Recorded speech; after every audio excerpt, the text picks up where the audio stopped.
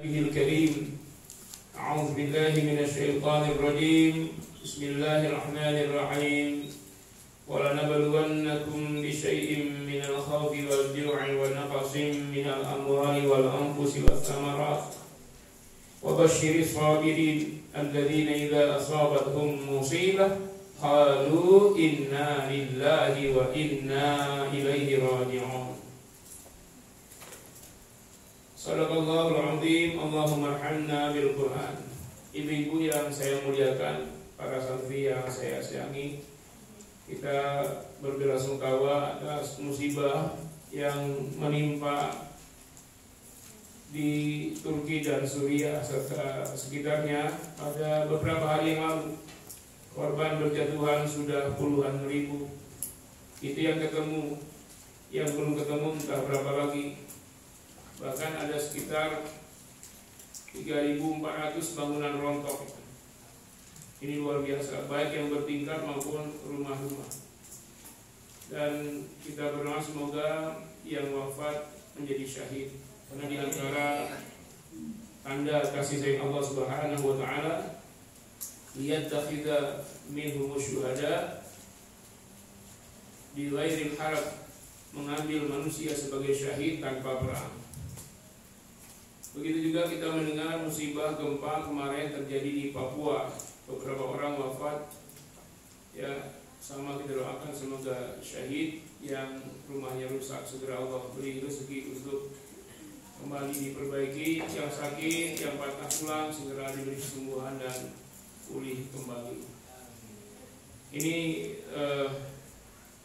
bagi kita sebagai pelajaran bahwa tidak ada kesempatan bagi kita untuk bermaksiat, karena yang menjadi syahid adalah orang yang ketika terjadi bencana itu tidak sedang beramal buruk, ya, mereka masih melaksanakan perintah, menjauhi larangan, dan mereka dalam kondisi tidak sedang berbuat maksiat. Tapi kalau terjadi gempa dan lain-lain, mereka maksiat, tidak mendapatkan syahid, ya, malah mereka meninggal dalam su'ul khatimah, walaupun ada hadis yang mengatakan syahid karena ketiban benda keras, syahid juga, tapi tidak tergolong pada orang-orang yang sebelum wafat itu mereka berbuat maksiat. Baiklah ibu sekalian, mari kita lanjut tafsir Al-Baqarah. Sekarang ayat 26. Mari kita baca bersama ayat ini.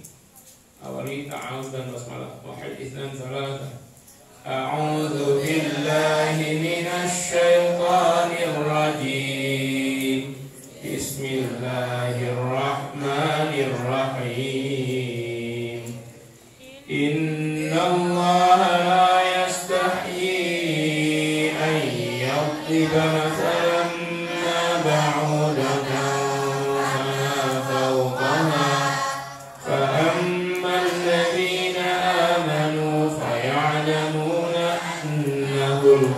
min rabbihim wa ammal ladzina kafaru fayaquluna madza arada Allahu bihadza yudillu bihi katsiran wa yahdi bihi katsiran wa ma yudillu bihi illa al-fasiqin. Innallaha la yastahi, sesungguhnya Allah tidak malu, ayat riba masalah menciptakan perumpamaan, ma ba'udatan sekecil atau sehina atau serendah, ba'udatan lalat atau nyamuk, zubaban nyamuk atau lalat, fama fauqaha bahkan yang lebih kecil atau lebih hina dari nyamuk dan lalat. Maka respon manusia terhadap ciptaan Allah yang dianggap oleh manusia rendah itu ada dua. Yang pertama, fa'amman ladzina amanu, adapun orang yang beriman, fa ya'lamuna annahu al-haqqu min rabbihim, maka mereka tahu bahwasanya itu adalah kebenaran, haqq Allah menciptakan nyamuk, lalat, virus, bakteri, amuba, corona, menciptakan, bahkan di Quran sebut ada sebut anjing ya, ada kan? Quran sebut yang yalhas itu anjing asal kafi, ada yang kirdun, kunu, kiradatan khawasiin, bahkan ada juga khinzir, babi, disebut semua itu ya. Bagi yang beriman ini semua al-haqqa, kebenaran, bukti bahwa Allah adalah Sang Maha Pencipta. Tidak hanya yang besar-besar, tidak hanya yang mulia-mulia, sekecil-kecilnya, serendah-rendahnya yang dianggap manusia hina pun Allah lah penciptanya, bukan syaitan, bukan malaikat. Semuanya al-haq, bukti kebenaran Allah Sang Pencipta, dan juga al-haq, kebenaran yang bersumber min rabbihim, dari Tuhan mereka. Ini respon pertama. Respon kedua, wa amman ladzina kafaru, yang datang dari orang kafir. Fayaquluna, mereka berkata dengan mengejek, dengan mengolok-olok, madza aradallahu bihadza masala, apa sih yang diinginkan Allah dengan segala perumpamaan ini? Menciptakan nyamuk, ya, bikin manusia sampai sakit, ada yang mati, menciptakan lalat, makan kotoran, makan yang tidak baik, ya, menciptakan banyak penyakit, menyebarkan penyakit, baik nyamuk maupun lalat adalah dua binatang yang menjadi sarana penularan penyakit. Apa sih? Gak ada faedah, kata mereka.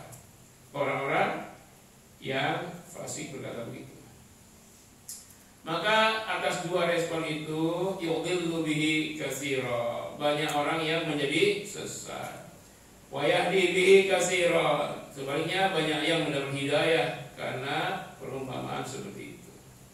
Wa ma yudhillu bihi illa al-fasiqin, tidak ada yang disesatkan dengan perumpamaan, dengan ciptaan Allah, dengan ayat-ayat kauniyah seperti lalat dan nyamuk sekalipun, seperti corona dan virus sekalipun, ya, kecuali orang-orang yang fasik.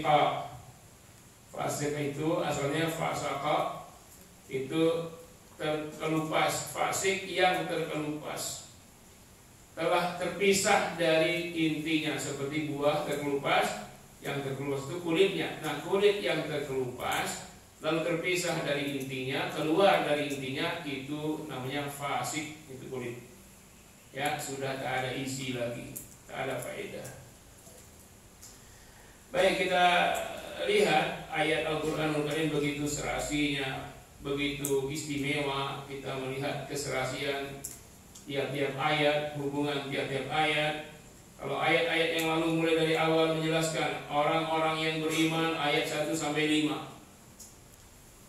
Nah, segala ciri-cirinya yang disebutkan dengan rinci. Ayat 6 dan 7 tentang orang kafir yang sangat jelas cirinya, sehingga dijelaskan hanya cukup 2 ayat. Orang-orang munafik dijelaskan dengan berapa ayat itu? 13 ayat mulai 8 sampai 20, ya kan? Karena susah bagi kita untuk menandakan orang munafik, karena itu perlu dijelaskan dengan rincian. Atas orang munafik ini juga banyak perumpamaan, masaluhum kamasalil ladzi istauqada nar, ya kan? Banyak sekali perumpamaan terhadap munafik. Ayat 21 dan 22 perintah kepada semuanya manusia, baik golongan beriman, orang kafir, orang munafik, berimanlah menyembah Allah. Kenapa? Karena Allah Sang Pencipta alam semesta. Ayat-ayat kauniyah. Nah, ayat 23 dan 24 Allah menyatakan Allah juga yang menurunkan ayat-ayat qauliyah. Kenapa Allah pantas disembah dan seharusnya disembah? Karena dialah Sang Pencipta alam semesta dan menurunkan aturan syariat lewat wahyu. Nah, alam semesta alladzi khalaqakum walladzina min qablikum, itu menciptakan kalian, sebelum kalian, menciptakan langit sebagai atap, bumi tempat berpijak. Itu Allah yang menciptakan ayat-ayat kauniyah alam semesta. Ayat 23, wa in kuntum fi raibin mimma nazzalna ala abdina, dan seterusnya. Allah juga yang menurunkan semua ayat-ayat qauliyah, baik itu Zabur, Taurat, Injil, Al-Quran, dan semua suhuf. Orang yang beriman kepada ayat kauniyah, yaitu ciptaan Allah, qauliyah, wahyu yang turun, maka mereka harus bergembira. Ya, mesti bergembira karena bagi mereka surga. Wa basyiril ladzina amanu wa 'amilus shalihat. Berilah kabar gembira kepada orang yang beriman kepada ayat-ayat kauniyah dan ayat qauliyah dari Allah, bahwasanya bagi mereka surga-surga yang mengalir dari bawahnya sungai-sungai dan seterusnya. Jadi yang dapat surga yang beriman. Pada ayat 23 Allah menantang siapapun kalian, bikinlah seperti Al-Quran 10 surat saja, tak ada mampu. 1 surat saja tak ada mampu. 1 surat yang kualitas dan bobotnya setengah dari surah Al-Quran, tak ada mampu. Sekarang tantangan berikutnya, silakan pula bikin ayat kauniyah ciptaan Allah yang kalian anggap hina, yaitu nyamuk. Gak usah bikin matahari, gak usah bikin malaikat, gak usah bikin jin dan setan, manusia gak usah, manusia mulia. Bikin saja yang kalian anggap hina seperti nyamuk dan lalat. Bisa? Apakah manusia bisa? Manusia telah mencoba sampai sekarang membuat apapun jadi robot. Bahkan kecanggihan manusia sekarang telah membuat robot yang persis sama dengan manusia, hampir-hampir sama, bisa melayani, bisa melakukan apa-apa, tapi tetap saja tidak bisa sama dengan apa yang Allah ciptakan. Yang paling canggih, robot sekarang bisa diajak dialog, merespon, tapi tetap saja ada yang tidak sama. Apa dia? Syu'ur. Ya, syu'ur, ada rasa, ada sensitivitas yang tidak bisa dibikin oleh manusia. Bikinlah robot secanggih apapun, ya, tapi dia tidak memiliki rasa, memiliki kepedulian seperti tanggung jawab manusia dengan manusia. Itulah robot. Ya, bikinlah. Oleh karena itu Allah membuat perumpamaan yang dianggap manusia paling jelek, nyamuk. Bikinlah nyamuk persis seperti yang Allah bikin. Manusia bisa bikin? Bisa, tapi namanya robot nyamuk. Nanti namanya robot lalat, robot manusia, robot anjing. Ada ya? Nah, ini tantangan berikutnya. Kalau ayat-ayat yang mau tantangan manusia agar bikin, kalau tidak juga beriman, bikinlah wahyu seperti Al-Quran. Tak usah semuanya, tak usah 10 surat, tak usah 1 surat, tapi 1 surat dengan nilai bobot setengah. Nggak bisa semua. Sekarang bikinlah seperti nyamuk yang kamu anggap hina, lalat yang kamu anggap hina. Apakah sampai sekarang manusia bisa bikin kutu aja, kutu, serangga yang persis, bukan serangga-seranggaan, bukan robot serangga, bukan. Bikinlah.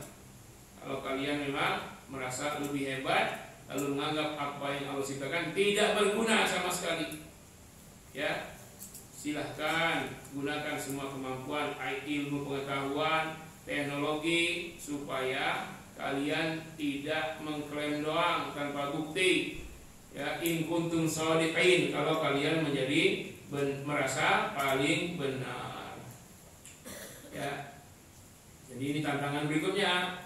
Kalau disuruh membuat Al-Quran manusia tidak mampu apa-apa, maka bikinlah seperti ciptaan Allah yang kalian anggap hina. Sudah tak sanggup bikin Quran, sudah tak bisa bikin makhluk seperti lalat, sudah tidak bisa buat makhluk seperti nyamuk, malah manusia ini sudah bukannya patuh dan taat kepada Allah Sang Pencipta, malah muncul kesombongan, ya, sifat buruk mereka tunjukkan dengan cara mengolok-olok ciptaan Allah. Jadi ibu sekalian, mengolok ciptaan Allah itu sama saja menghina Allah. Ibu sekalian punya karya, sebuah tulisan ibu diolok-olok orang, buku ibu, skripsi ibu, itu sama saja menyiksa mengolok ibu.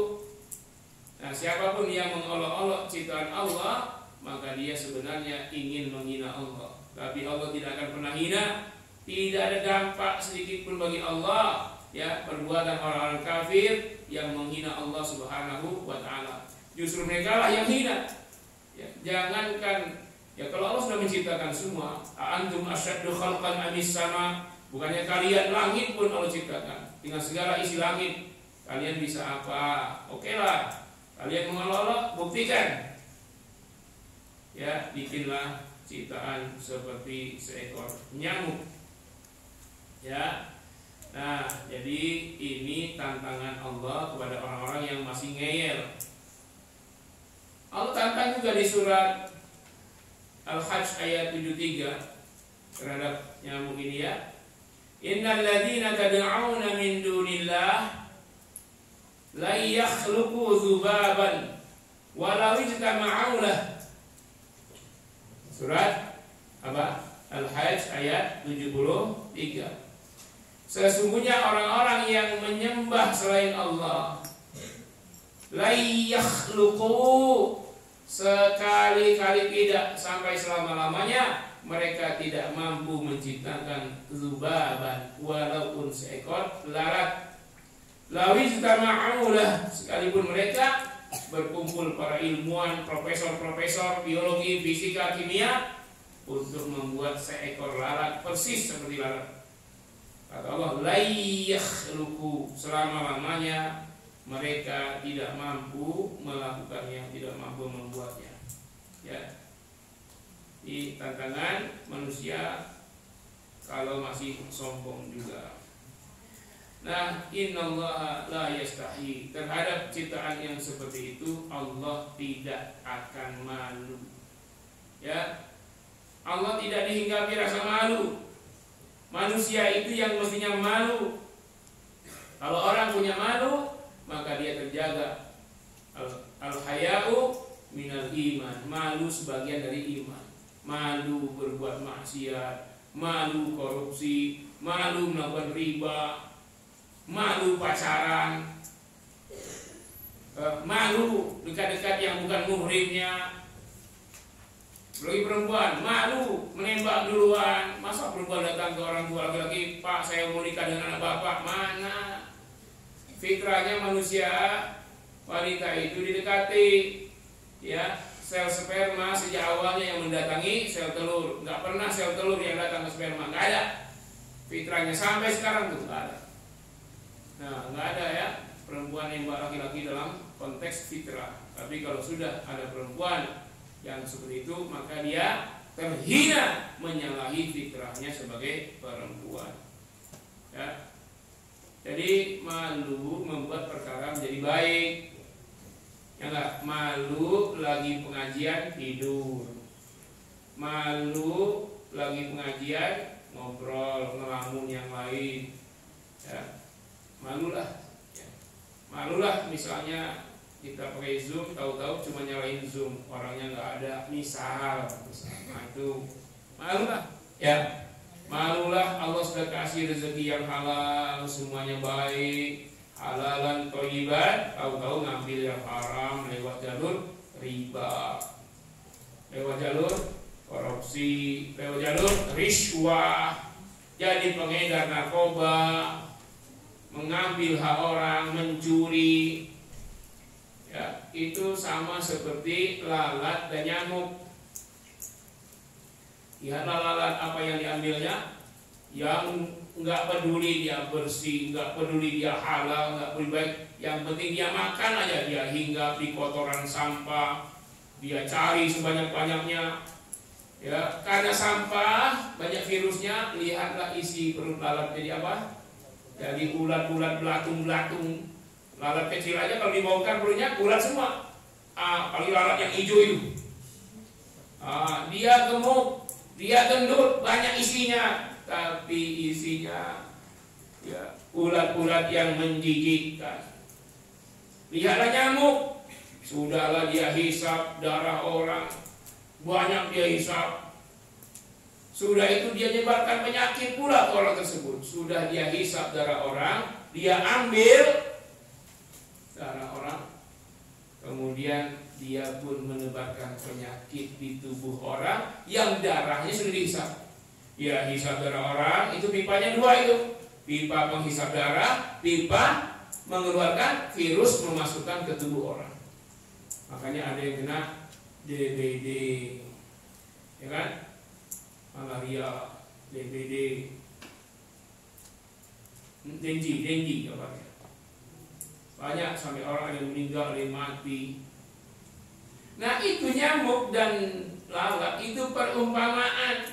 Orang-orang yang hanya mencari kesenangan dunia, tidak peduli haram-haram, yang kotor pun dimakan, yang haram dimakan, hak orang lain dimakan, sekalipun membuat orang yang diambil haknya itu mati, membunuh banyak orang. Ya, seperti nyamuk dan lalat. Koruptor itu dia ambil harta sebanyak-banyaknya, yang penting gendut, yang penting kaya, nggak tahu itu yang masuk kotoran, ular, lipat, kalajengking masuk perutnya semua. Tak peduli orang mati, kalau dia dokternya bohong, yang penting pasiennya datang terus bayar mahal, terjadilah malpraktek, udah bayar mahal, pasiennya bukannya sembuh malah makin sakit. Datang panas tinggi supaya dia sehat, mesti dikasih obat dengan kadar 50%, ya, yang panas itu biar normal, tahu-tahu dikasih dengan kadar 100%, lalu yang sakit tidak lagi sehat, malah yang tadi kepanasan jadi kedinginan, lalu datang lagi ke dokter, kan dapat duit lagi tuh, datang ke dokter, kasih obat lagi kan duit lagi, nah, baru datang yang ketiga dikasih obat yang normal. Nah, itu cara-cara haram. Mestinya langsung dikasih obat yang membuat sehat dan normal, biarlah orang tidak datang lagi kalau dia sehat. Itulah dokter mulia itu cita-citanya semakin tidak ada pasien. Kenapa? Tidak ada yang sakit. Tapi justru dokter berharap banyak yang sakit, itulah rezeki dia. Salah. Jadi dokter mestinya agar semua sehat walafiat.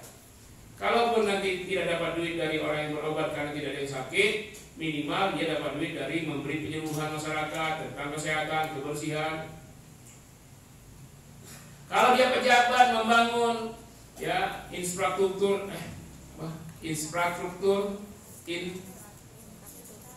itulah pokoknya bangunan-bangunan untuk rakyat, bikin kampus, bikin sekolah, SD Impres, benar-benar biaya negara dipakai untuk bangun sekolah yang berkualitas, bermutu, ya, sehingga kalau gempa pun kuat sekolahnya, anak-anak lagi belajar aman. Tahu-tahu dia korupsi, mestinya ya perbandingan 1 semen 3 pasir batu, dia bikin perbandingan 1 semen 9 pasir batu. Jadilah bangunannya, nggak usah gempa dahsyat baru Pesumo, Pesumo tahu Badai Gendut, baru Pesumo terjun dari lantai 2 aja udah gempa itu. Bangunan roboh, waduh, apalagi kalau gempa. Anak-anak lagi belajar, membangun 1000 SD Impres di seluruh Indonesia, proyek untuk dia semua. Karena dia riba, riswa, suap menyuap. Ketika dapat proyek, suaplah pejabat pusat disuap, pejabat daerah disuap. Mestinya dananya 1 triliun, ya akhirnya yang cair ke dia cuma 600 miliar. 400 miliarnya kemana? Udah dikorupsi. Bagaimana membangun yang harusnya 1 triliun jadi cuma 6 miliar? Dia harus hemat-hemat bahan bangunan, ya. Sampai di sekolah-sekolah itu kepala sekolah SD Impres itu minta pula, mana buat saya, mana? Akhirnya bangunan yang harus 1 triliun cuma dibangun dengan 500 miliar. 1000 SD Impres 500 miliar. Harusnya 1 triliun. Itu pun tidak semua dibangunkan ke sekolah. Kenapa? Pemborong ingin untung juga. Biasanya untungnya berapa minimal? 20%. 20% dari 500 miliar berapa? 100 miliar. Maka bangunan yang seharusnya dibangun dengan 1 triliun dibangunlah dengan 400 miliar. Korupsi, membunuh banyak orang. Baru gempa sedikit, 1000 SD Impres, setiap SD itu ada 300 siswa, semuanya rontok kena gempa, ketiban mati. Berapa satu sekolah tadi siswanya? 300 kali 1000? 300.000 orang tewas karena dia mencari nafkah seperti lalat, ulat pun dimakan, kotoran pun dimakan. Alhaakumut takatsur, menumpuk-numpuk harta melalaikan kamu dari menyelamatkan alam dan manusia. Hatta zurtumul maqabir, bahkan kamu sendiri yang mengorbankan banyak orang. Maqabir itu pekuburan. Kuburun, satu kuburan. Kuburun, banyak kuburan. Kuburan yang banyak itu ada di pekuburan. Pekuburan itu bahasanya maqbarah. Jamak dari pekuburan, banyak pekuburan, maqabir. Hatta zurtumul maqabir, sampai kalian mengunjungi, menziarahi banyak pekuburan-pekuburan. Artinya ketika dia mencari harta dengan menumpuk-numpuk dengan cara yang haram itu banyak menyebabkan orang mati masuk pekuburan karena untuk kebahagiaan dia, untuk harta dia. Tapi lihatlah nyamuk tadi yang sudah banyak perutnya gendut, menghisapnya darah orang sampai orang sakit, ada yang meninggal, perutnya gendut. Lihat lalat tadi yang makan kotoran di mana-mana, perutnya gendut dengan banyak ulat dalam tubuhnya. Tapi apakah dia dengan isi perut banyak darah, nanah dan banyak ulat itu lalu bahagia? Lihatlah nyamuk, lihat lalat setelah perutnya gendut, perutnya besar, dia pun mati. Tidak sempat menikmati isi perutnya itu. Nah, itu perumpamaan seperti koruptor-koruptor yang mencari harta dengan mengorbankan nyawa orang lain. Kalau dia bikin jalan tol, mestinya ketebalannya itu 0,5 meter, 50 cm jalan tol itu, sepanjang 100 kilo misalnya. Dia korupsi yang mestinya 50 cm ketebalan jalan tol, dia bikin 35 cm. Dia korupsinya berapa? 15 cm. Tapi bukan 15 cm, 15 cm kali 100 kilo. Apa yang terjadi? Jalan tolnya baru 3 bulan berlubang-lubang. Akhirnya para pengendara yang bawa penumpang banyak, bis-bis besar antar provinsi, pas hujan dikit dia lihat ada genangan, dikira genangannya tidak dalam, tahu-tahu dalam, buak, akhirnya bisnya pun terbalik, terpelanting, semua penumpang mati. Hatta zurtumul maqabir, kalian menyebabkan banyak orang mati masuk kuburan, kalian pun mati. Lihat lagi ketika dia apa saja dikorupsi dia.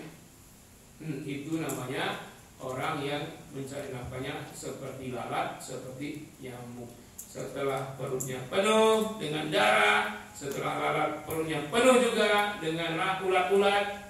Ya, ibarat manusia setelah kekayaannya banyak, rumahnya bertingkat-tingkat, mobilnya mewah-mewah dengan harta korupsi dan haramnya itu, karena makan kotoran, makan darah tadi, ya sudah semua dia lengkapi, dia pun tak bahagia setelah dia banyak bunuh orang. Dia pun mati kan? Coba lihat koruptor-koruptor itu. Umur berapa sih mereka? 55, 60 tahun, lalu masuk penjara karena korupsi, mati. Apa dia sempat menikmatinya? Enggak juga. Sudahlah dia makan yang haram, kotor, dia pun mati dengan cara itu. Nah, ini perumpamaan yang Allah gambarkan dalam Al-Quran. Ya, manusia-manusia ini ya terlalu sombong kepada Allah Subhanahu wa Ta'ala. Sebenarnya setelah mereka tidak mampu membuat satu surat pun seperti Al-Quran, tidak mampu menciptakan seekor lalat sekalipun, harusnya mereka beriman, harusnya mereka menyerah kepada Allah, harusnya mereka masuk Islam. Ya Allah, Engkaulah Maha segalanya, kami tak bisa apa-apa. Engkau menciptakan semuanya, ya, dan yang Kau ciptakan tidak ada yang jelek, ya, walaupun nyamuk, ma khalaqta hadza batila, tak ada yang Kau ciptakan ini sia-sia ya Allah. Tapi Ustaz, itu gara-gara nyamuk banyak orang mati, gara-gara corona banyak orang mati. Katanya yang Allah ciptakan tidak hina.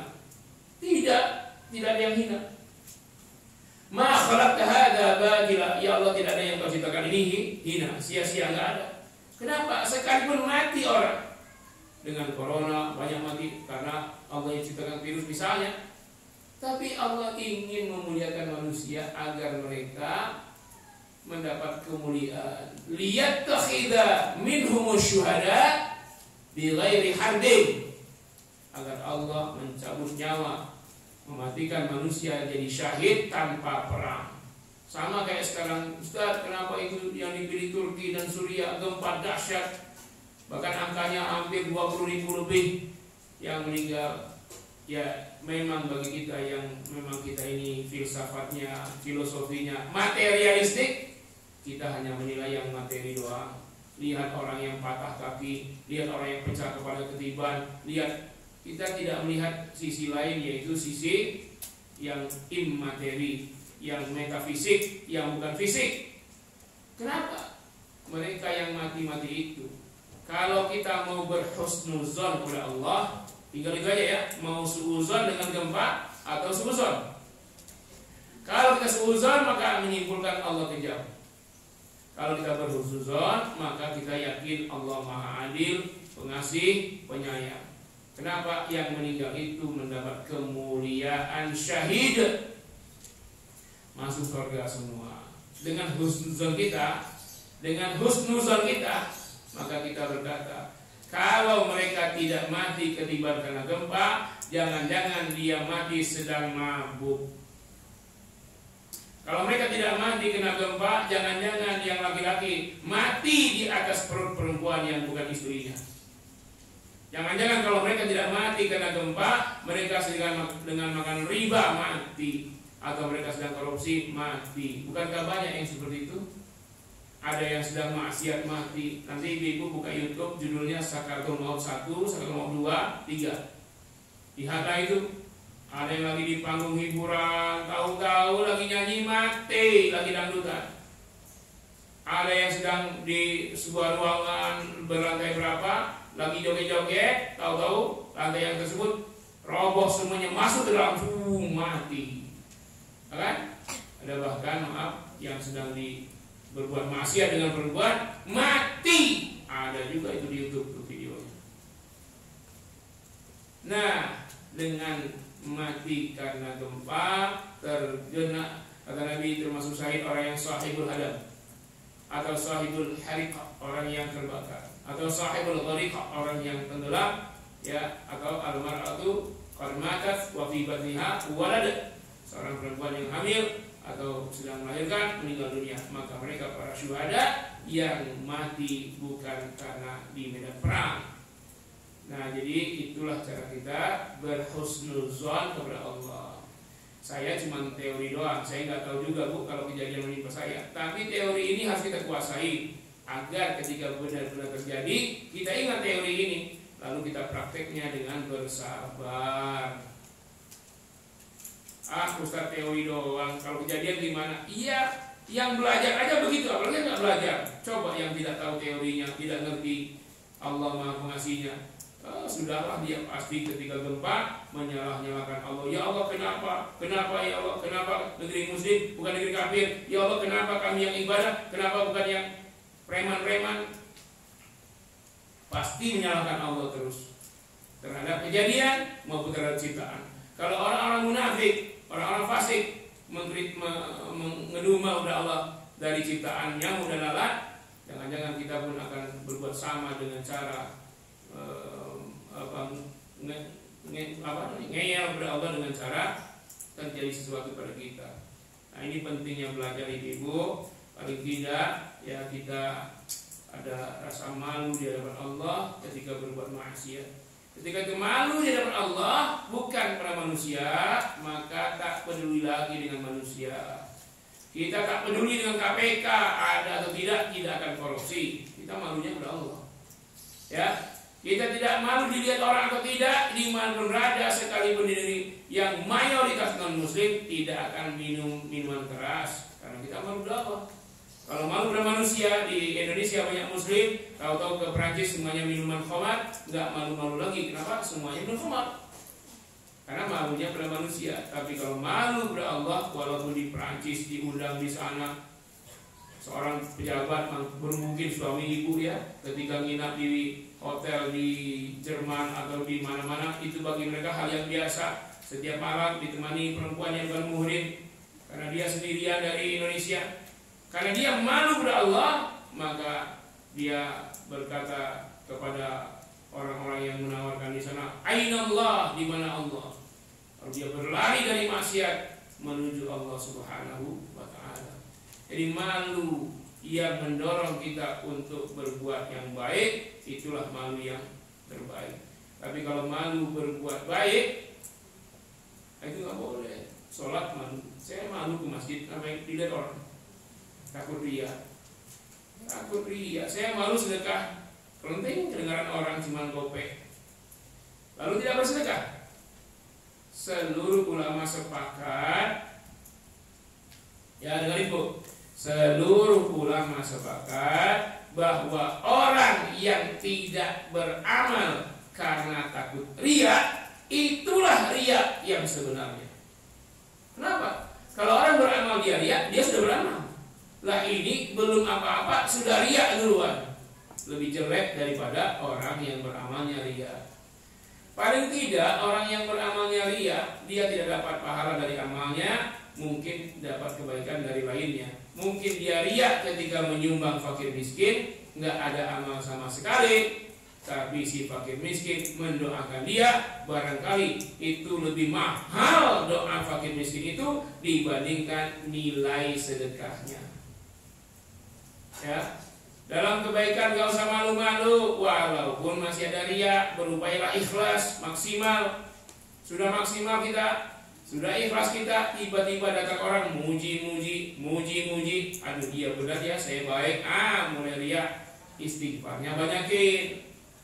Dari mana tahu kita bahwa kalau ria banyakin istighfar? Kalaupun ria tetaplah beramal, dari mana kita tahu itu? Dari ngaji.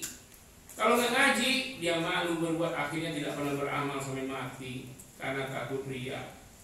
Nggak apa-apa, beramallah, yang penting perbaiki hati, sekalipun masih ria, beramal terus. Coba bapak-bapak ke masjid sehari 5 kali, tapi dia ke masjid dia ria terus. Sampai berapa lama dia ria ke masjid itu? 2 minggu masih kepengen dipuji orang, sebulan masih kepengen, masih ada rasa ini dipuji orang. Setahun sudah biasa, tiap azan ke masjid, karena sudah saking biasanya, sudah tak ada lagi keinginan dipuji orang, karena sudah terbiasa. Yang penting beramallah, jangan karena alasan lalu tidak beramal. Ya, takut ria.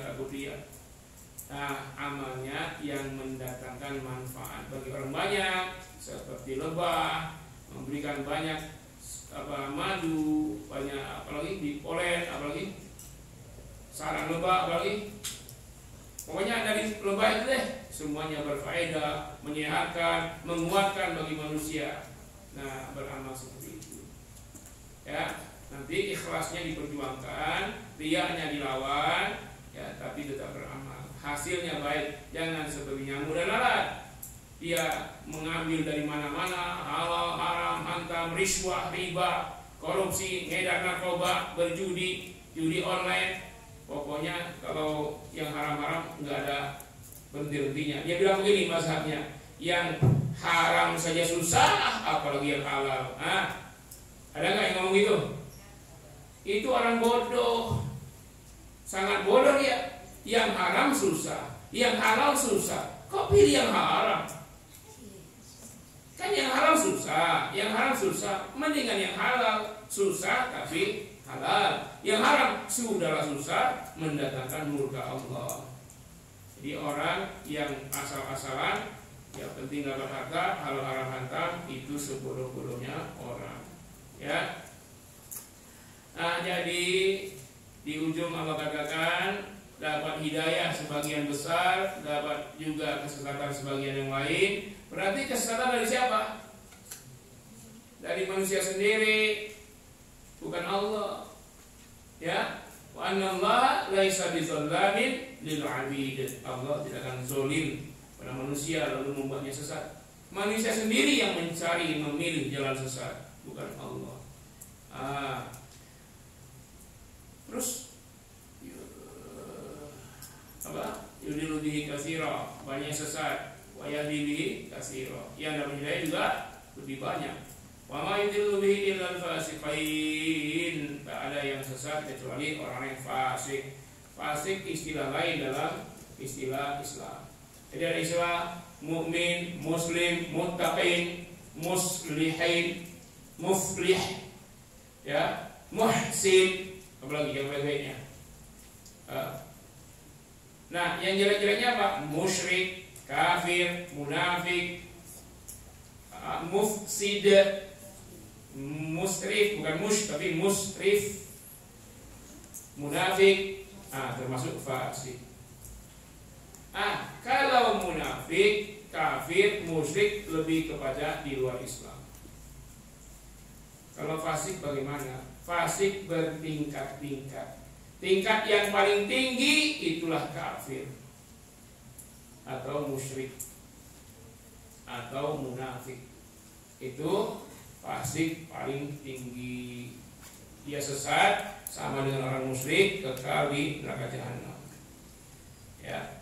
Yang kedua, fasik yang lebih tinggi juga tapi dia masih beriman, yaitu orang-orang mukmin yang hobi melakukan dosa besar. Itu fasik juga.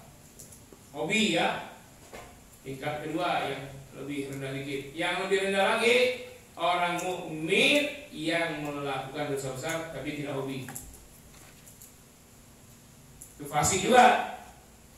Nah, kemudian fasik yang paling rendah adalah orang mukmin yang masih sering melakukan dosa-dosa kecil.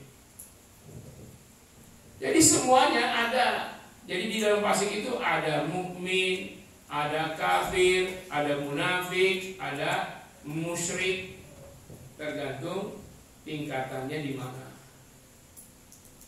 Nah, jadi kita ini bisa jadi fasik juga.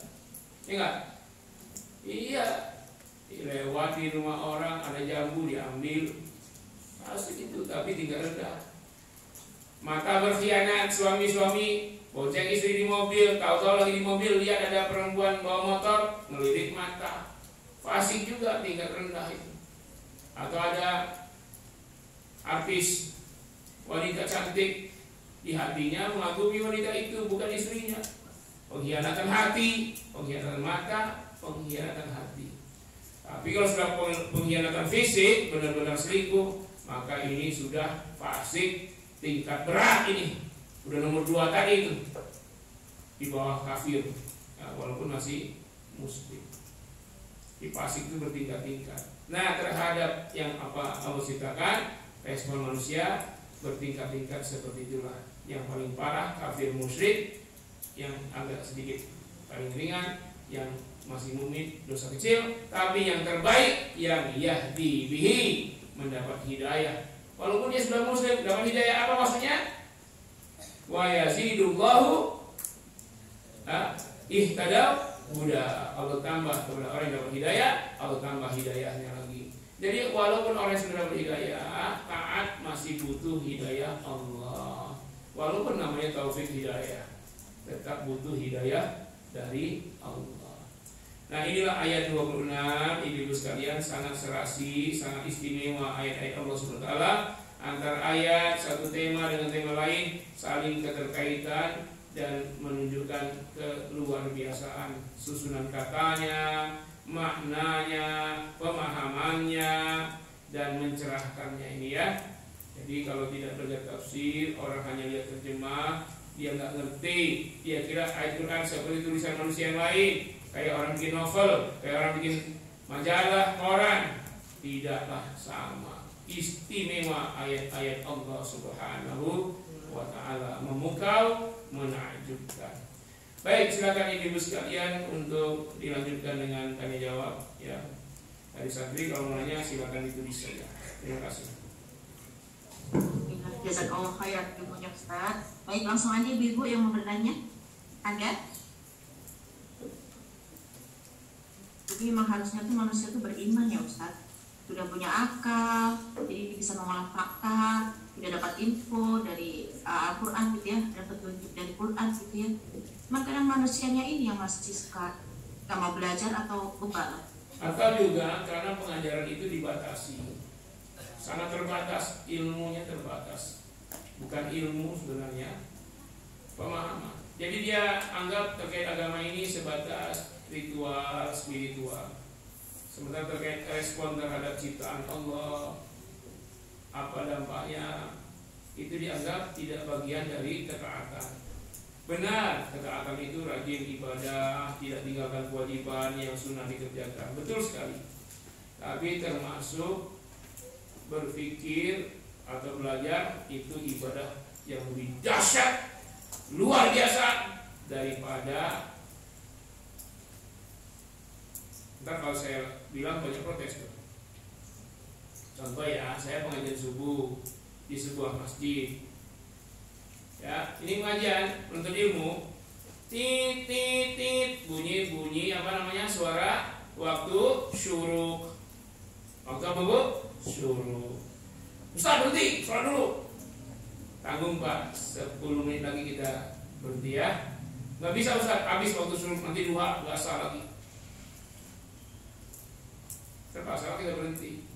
Saya disuruh nunggu sampai mereka selesai, nggak mau saya, langsung pulang saya. Kan saya udah kentut waktu ceramah, jadi nggak ada waktu lagi untuk saya wudu dan nggak boleh juga kalau sudah batal kan.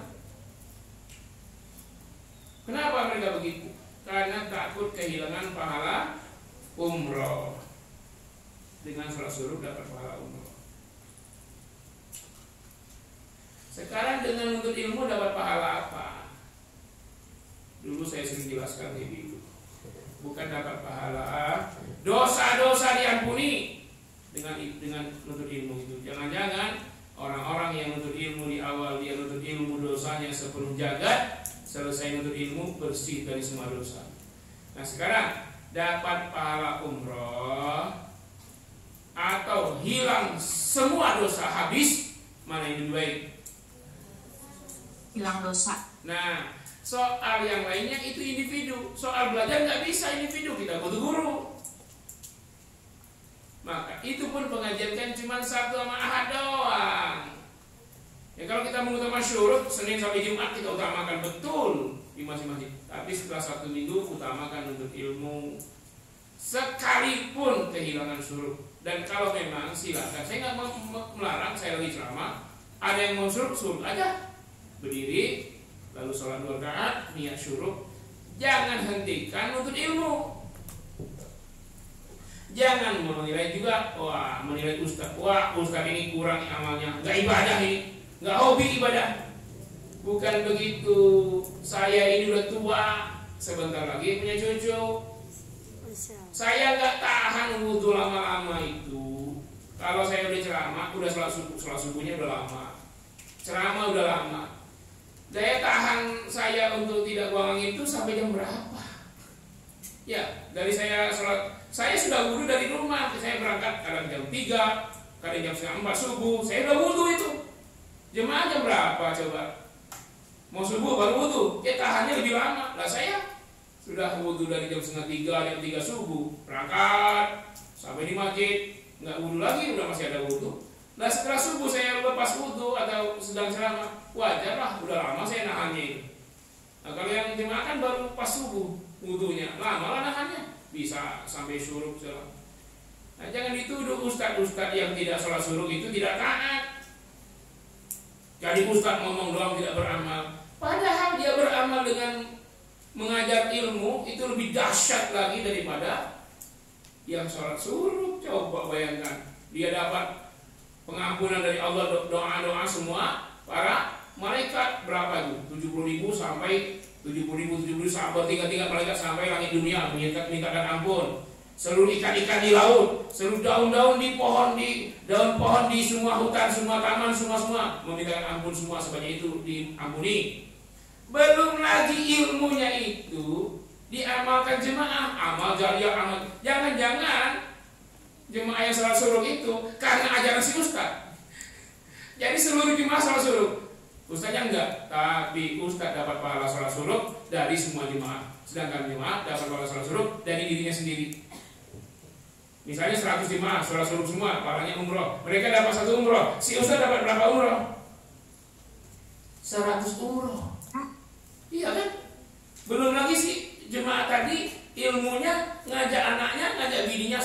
pula. Itu juga pahalanya buat si ustaz. Jangan hobi merendahkan. Ini kayak orang fasik tadi, merendahkan Allah yang menciptakan lalat atau nyamuk. Merendahkan.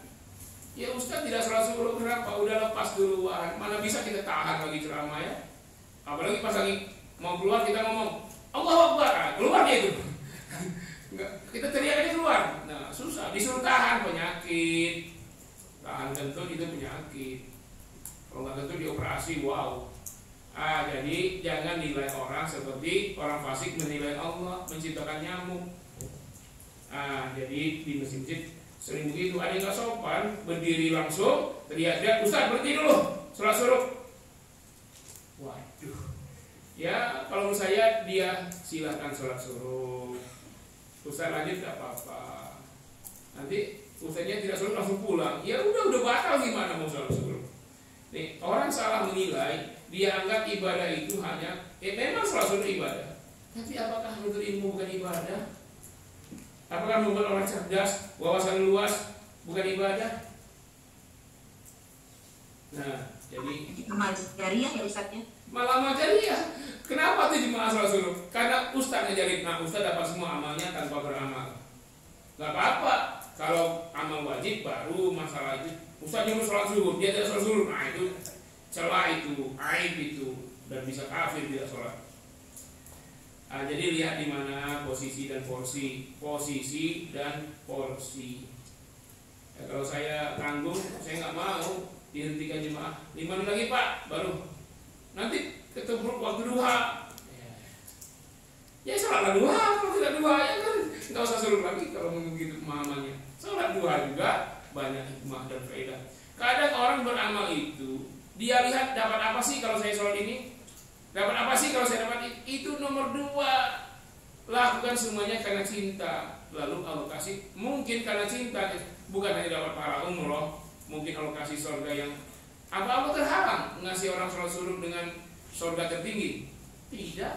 Walaupun Nabi mengatakan dapat pahala umroh, jangan-jangan alokasi pahala haji. Urusan Allah itu. Allah melipat gandakan pahala bagi orang yang wallahu yudha'ifu liman yasha, dan Allah terus-menerus melipat gandakan pahala bagi orang-orang yang Allah pilih. Secara umum dapat umroh, tapi orang tertentu dapat haji 100 kali misalnya pahalanya. Semua butuh ilmu. Ustaz Silakan. Ada pertanyaan dari Omarita ini Ustaz di chat. Oke. Izin bertanya, bagaimana cara kita menyikapi hidup di tengah-tengah dengan orang yang mata hatinya sudah tertutup? Urusan dia. Tugas kita hanya fadzakir in nafa'atiz dzikra. Berilah dakwah, peringatan, pasti peringatan itu bermanfaat. Ya, walaupun sudah kita dakwahi masih begitu, misalnya ibu nyuruh anak sholat, enggak sholat, nyuruh sholat, enggak sholat, harus berhentikah mau mengingatkan anak? Tidak, ya, teruskan sampai mati. Nah untuk apa? Oh nggak ada faedahnya, ternyata si anak nggak sholat juga, nggak apa-apa. Nanti di akhirat ketika dihisab, ibu ternyata masuk surga, anak protes. Nah karena ibu sudah mengingatkan terus, maka beri peringatan, ibu selamat masuk surga. Tapi kalau ibu hanya ibadah sendiri, sholat sendiri, anak nggak diajak, anaknya kafir, murtad, lalu dia protes di akhir nanti, saya murtad, saya tidak sholat, ibuku tak pernah mengingatkan aku. Akhirnya dia minta sidang diulang. Persidangan akhirat, Allah Maha-Adil, bisa jadi anak dan ibu kedua-duanya masuk neraka jahanam walaupun ibu ahli ibadah. Maka tugas kita hanya fadzakir, berilah peringatan, inna fa'atiz dzikra, pastilah peringatan itu bermanfaat bagimu. Kalau tidak di dunia, di akhirat kelak. Kita sudah lepas dari tanggung jawab dakwah walaupun orang tidak ikut dakwah kita. Apakah setelah sholat sunnah suruh kita harus sholat duha dulu, duha lagi? Enggak ada yang harus, semuanya sunnah. Mau dikerjakan suruh, kerjakan. Mau kerjakan duha, kerjakan. Mau suruh duha, kerjakan. Asal jangan diniatkan sholat subuh. Ada itu yang sholat subuh di waktu suruh. Ada juga yang di waktu duha, yang bangun kesiangan. Kalau sekali-sekali dalam seumur hidup nggak apa-apa. Kalau tiap hari sholat subuh jam 9, nah itu udah keterlaluan. Ya, itu ahlul gadang namanya, suka gadang. Bangunnya di atas jam subuh. Ya, tidak harus ya Bu, boleh tapi tidak harus. Bagus, dianjurkan, sangat dianjurkan. Apalagi kerjaan kita enggak, yang repot aja dianjurkan, apalagi yang tidak repot. Tapi bukan wajib, sekalipun sangat baik, sekalipun sangat penting, tapi tidak wajib. Saya mewajibkan pada diri saya untuk tidak pernah meninggalkan duha, nggak boleh. Dengan merubah hukum Allah sekalipun terhadap diri sendiri. Nah, pernah Nabi ketika kesel sama istrinya, beliau mengharamkan yang Allah halalkan. Nggak akan saya sentuh, haram Allah marah. Jangan kamu haramkan yang sudah Allah halalkan. Ibu-ibu benci poligami ya Bu? Benci nggak Bu? Seandainya suaminya poligami, Bu? Benci? Iya. Tapi kalau ibu haram, Bisa.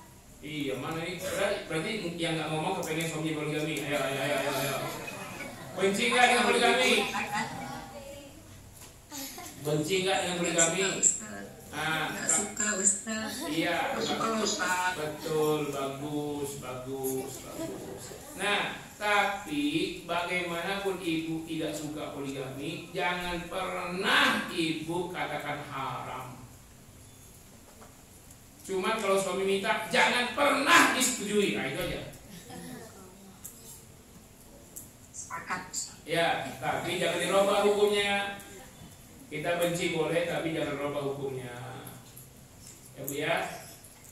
Tapi kadang-kadang kalau kondisinya berbeda, sekalipun pahit, mungkin disitulah surga kita ya, pahit. Ya, tapi itulah mungkin karena kondisi anak belum ada, setelah dicek secara medis ada yang mandul. Nah, kalau begitu, ya memang harus pasrah tapi tak rela. Ikhlas tapi tidak suka. Nah, itu kondisional. Islam tidak menutup kemungkinan itu, tapi sangat membatasi itu.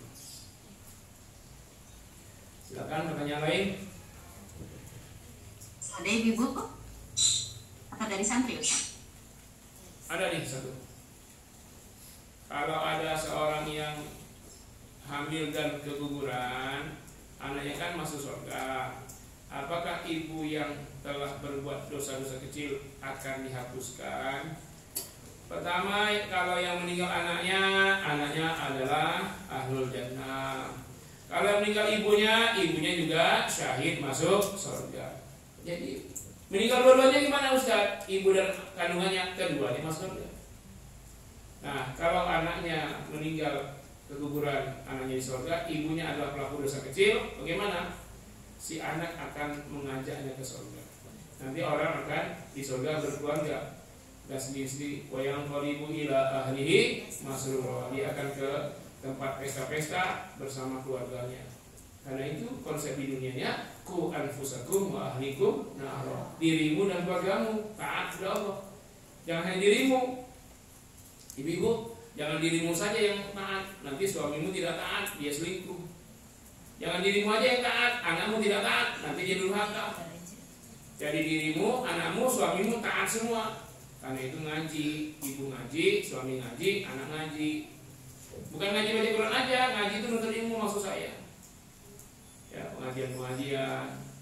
Laki-laki boleh punya istri lagi tanpa persen istri. Pertama apa itu?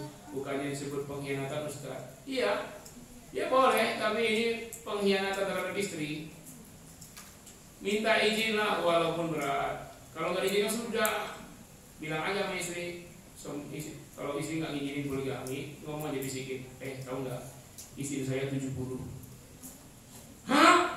Marah dia. Di mana aja 70? Hah? Di setiap provinsi ada. Provinsi cuma 34. Berarti di negara lain juga ada. Di surga. Nanti kalau di surga bukan 4, bukan 2. 72.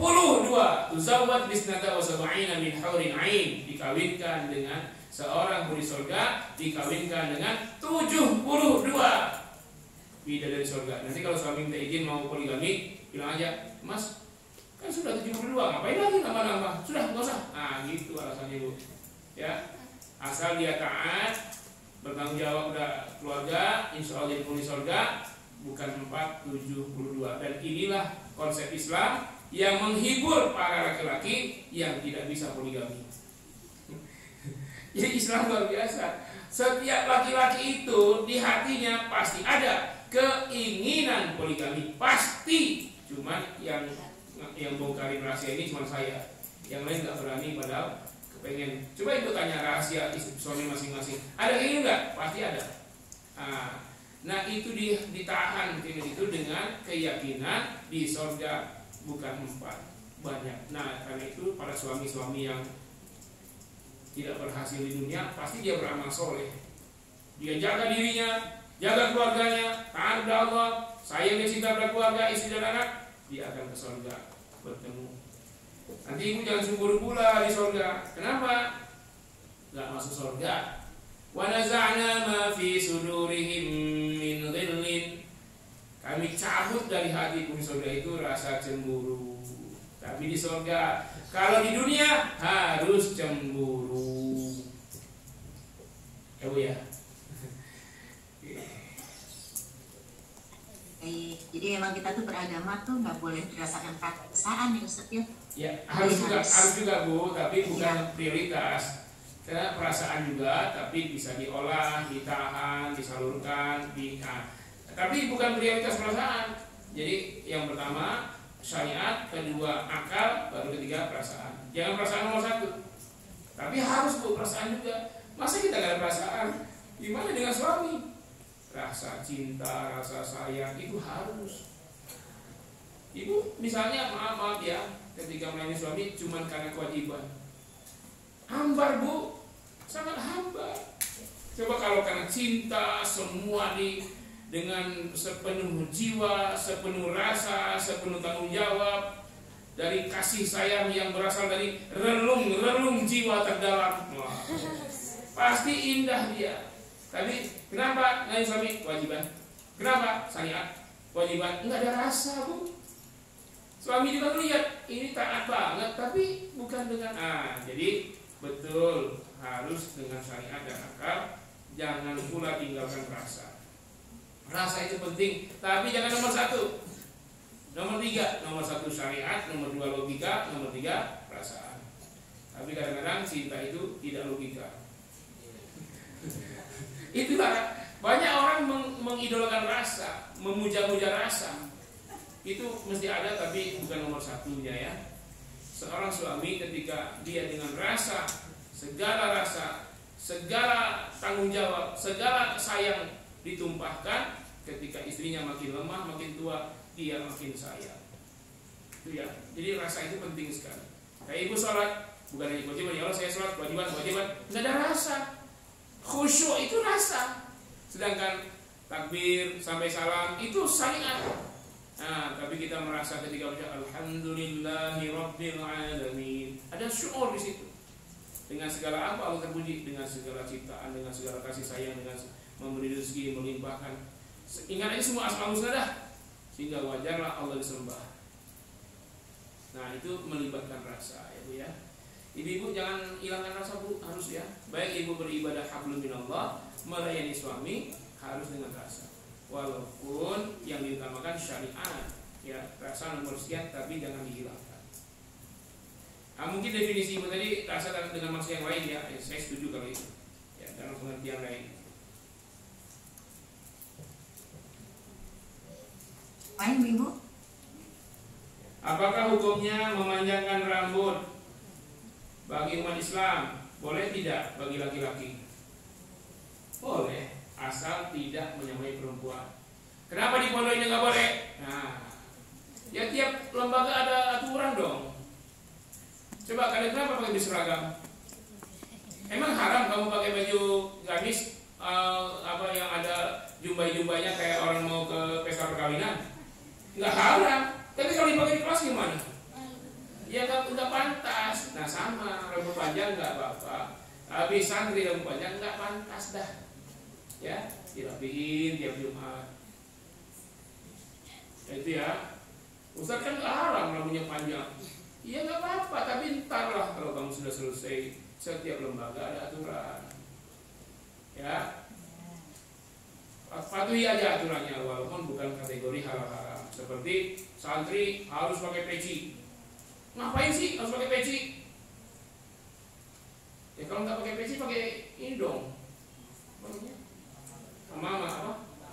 Imamah tuh sorban. Nah, nggak apa-apa di pondok nggak apa-apa pakai sorban. Tapi jangan sampai sudah kepalanya botak, banyak ketombe, kutuan, udisa nggak pakai peci. Ya itu ya aturannya ya. Ada lagi pertanyaan nih dari siapa nih? Pak Ustaz. Assalamualaikum warahmatullahi wabarakatuh. Pak Ustaz, saya dengar menyampaikan dalam Islam bea cukai dan pajak semua itu haram. Siapa yang ngomong itu? Apa betul? Enggak. Saya nggak bilang haram. Kalau sama seperti haramnya riba, bank dan pegawai, apakah sama? Tidak, pajak bea cukai itu tidak haram. Saya nggak pernah bilang itu. Cuman saya bilang kalau pakai cara Islam yang wajib cuma zakat, bukan pajak. Yang dipajakin itu non muslim. Kenapa non muslim dipajak di bea cukai? Karena dia tidak bayar zakat. Tapi terkait pajak itu bukan dari Al-Quran dan Sunnah, tapi kebijakan sebuah negara. Hukumnya apa? Ya kalau dari syariatnya tidak haram, tapi masuk penjara kalau nggak, sama aja. Lampu merah itu bukan dari Quran hadis, harus patuh. Itu aturan negara. Apa hukumnya? Patuh kepada pemerintah wajib kalau tidak bertentangan dengan syariat. Nah, mentaati lampu merah wajib. Nah, mentaati pajak kalau kondisi negara lagi goyang, ekonomi sedang sulit, sementara orang kayanya banyak, diterapkan pajak bagi muslim nggak haram. Cuman saya bilang begini, kalau pakai sistem Islam, kita ini aman, tidak berat di sini, kita hanya wajib zakat doang.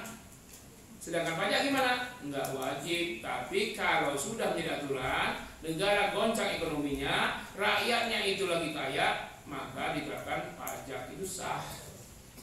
Bukan haram ya. Tapi kalau asuransi, bank, riba, atau sekarang BPJS, nah itu ada pembicaraannya, dan pada sebagian besarnya haram. Makanya kalau yang ngaji hari ini, besok ngaji terus. Jangan bolong-bolong. Sekarang ngaji dipadukan enggak. Nah, itu akan setengah-setengah pemahamannya ya Bu ya. Tuh. Ya, saya tidak mengatakan pajak haram ya Bu. Ketika kondisi negara sedang sangat goncang, boleh ya. Awan bukan Pak Ustaz. Saya pernah dengar ada salah satu Pak Ustaz lain. Oh, Ustaz lain. Di YouTube gitu loh Pak Ustaz. Makanya saya konfirmasi. Saya makanya mengkonfirmasi secara langsung dengan Pak Ustaz gitu. Karena Oke, saya di online ibarat katakan gitu. Ya, siap. Ya Bu, begitu memang harus Ya, begitu ya. Harus dikonfirmasi sebab memang Ustaz itu menyampaikan ala qadri uqulihim ya, ala qadri uqulihim sesuai dengan kemampuannya.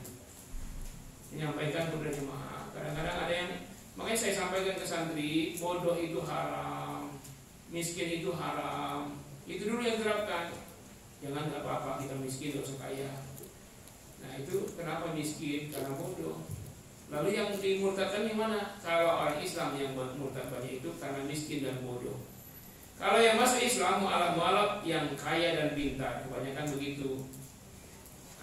Jadi karena dia kaya, pintar, dia masuk Islam. Non muslim. Nah kalau non Islam gimana? Ya harus kaya dan pintar. Makanya kalau dia bodoh dan miskin, condong kepada kekafiran. Dikasih orang sapi sepasang, langsung murtad. Banyak tuh. Seperti proses kristenisasi di daerah-daerah.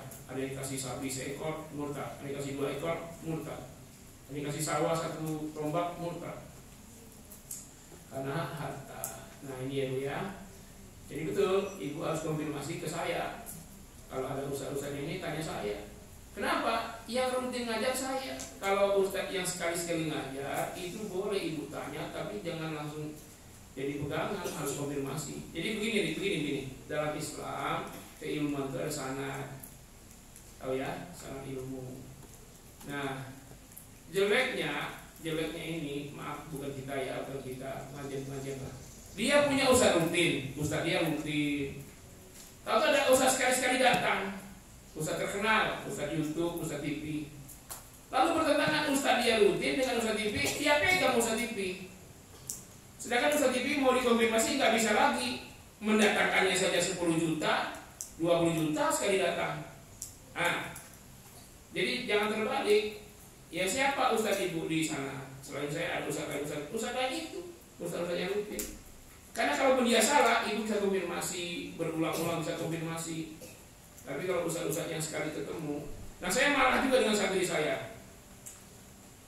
6 tahun di pondok, tiba-tiba dia ke Mesir ketemu Syekh. Dalam biografinya dia sebut gurunya, dia sebut Syekh Mesir aja, saya nggak sebut. Itu bisa jadi santri durhaka itu.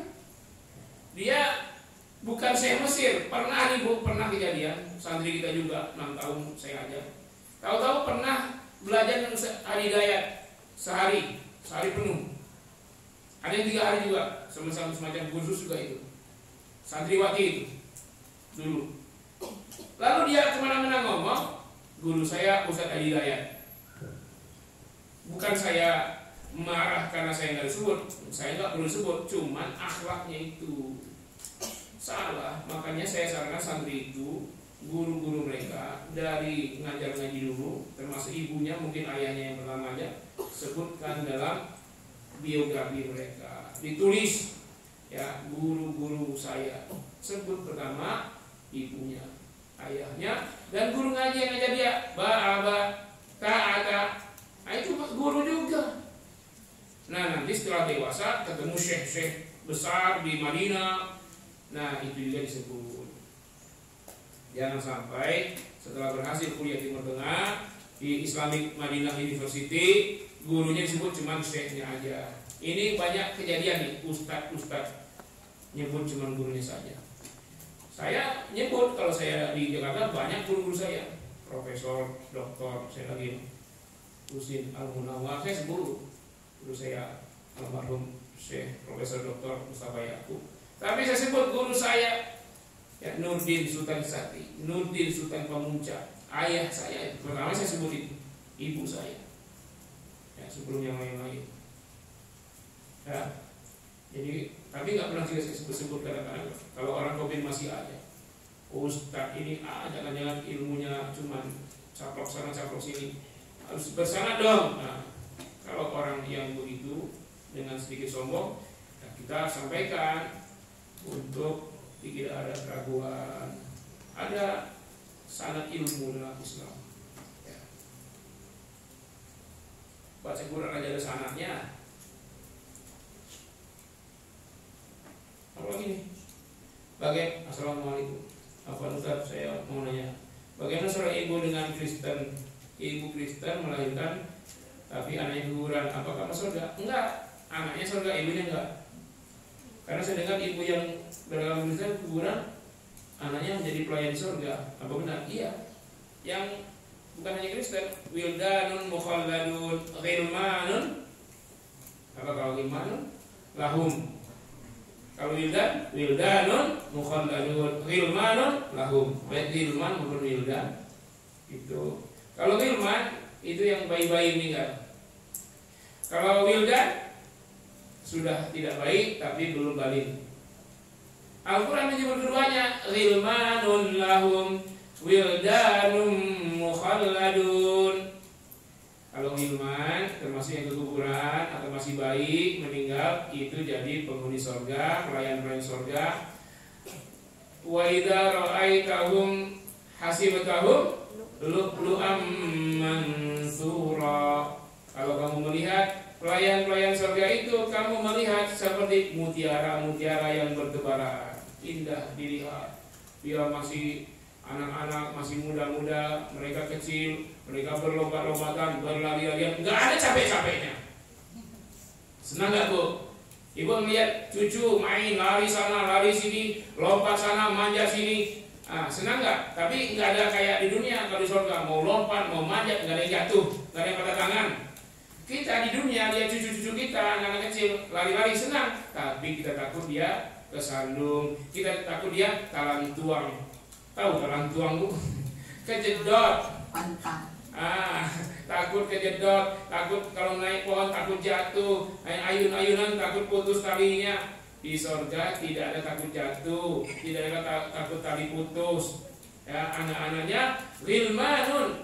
Wa idza ra'aitahum hasibtahum lu'lu'am mansura. Kamu lihat ghilman, wildan, pelayan surga anak-anak itu seperti mutiara-mutiara yang bertebaran berhamburan. Lari ke sana, lari ke sini, lari ke sana, lari ke sini. Datangi penghuni surga. Om mau apa om? Ini diambilin minuman. Om mau apa om? Diambilin makanan. Sambil lari kita lihat dia senang-senang. Nggak ada yang kecelakaan. Mereka nggak ada yang jatuh. Mereka lari saja, main terus. Dan anak kecil kita lihat nggak ada capek-capeknya kan Bu kalau main. Nah, penghuni surga pelayannya itu anak-anak yang meninggal di kandungan, yang meninggal sebelum balil. Ya, kita melihatnya senang. Mereka juga bersenang-senang. Apa? Karena dia main lari terus ada capek. Di surga tidak ada capek. Nggak ada orang capek di surga. Nggak ada ngeluh. Nggak ada yang overweight. Nggak ada kegendutan. Nggak ada upil. Nggak ada teh mata. Nggak ada bau ketek. Nggak ada bau badan. Nggak ada kentut. Nggak ada toilet. Nggak ada keringat. Keringat ada, tapi jadi minyak kasturi paling wangi di surga. Yang negatif di dunia di surga nggak ada lagi.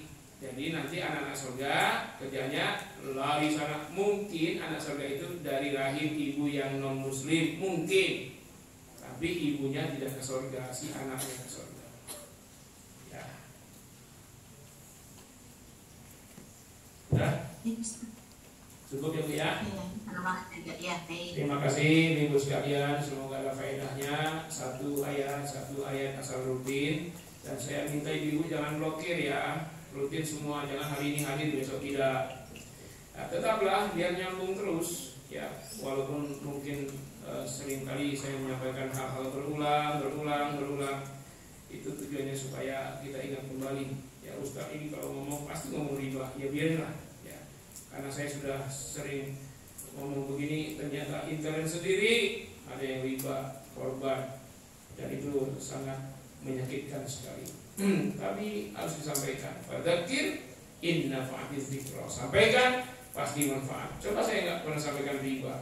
Kalau ada orang di dekat saya yang pinjol, nanti di akhirat saya masuk neraka karena nggak ngasih tahu. Nah, saya tiap hari ngasih tahu dia, dia alhamdulillah. Di akhirat saya aman dari pertanggungjawaban karena sudah menyampaikan. Fadzakir in nafa'atiz dzikra. Berilah peringatan. Sesungguhnya pastilah peringatan itu bermanfaat. Orang mau ikut atau tidak, urusan dia dan Allah yang kasih hidayah. Terima kasih, mohon maaf Ibu sekalian. Mari kita akhiri dengan surat Asar dan kafatul majlis. Bismillahirrahmanirrahim. Wal 'asr innal insana lafi khusr illa alladziina aamanu wa 'amilus shalihaati wa tawassaw bil haqqi. Subhanakallahumma wa bihamdika asyhadu an la ilaha illa anta astaghfiruka wa atubu ilaik. Wassalamu alaikum warahmatullahi wabarakatuh. Waalaikumsalam warahmatullahi wabarakatuh. Hadirannya ya.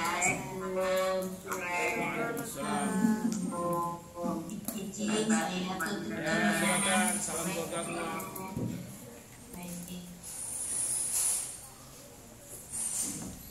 Muadibah berdiri. Lihat catatan semua. Yang nggak ada suruh berdiri. Yang nggak ada suruh catat ulang lagi yang saya selama tadi. Lihat satu persatu. Muadibah. Tanda tanganin. Siapa yang lihat tanda tanganin? Oh ternyata. Terserah nanti.